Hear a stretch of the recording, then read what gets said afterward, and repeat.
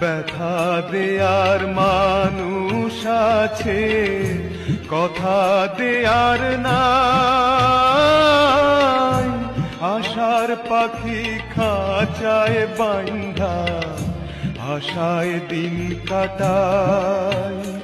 আমি কাঁদিতেও পারতাম যদি, চোখের জলে পাইতাম নদী।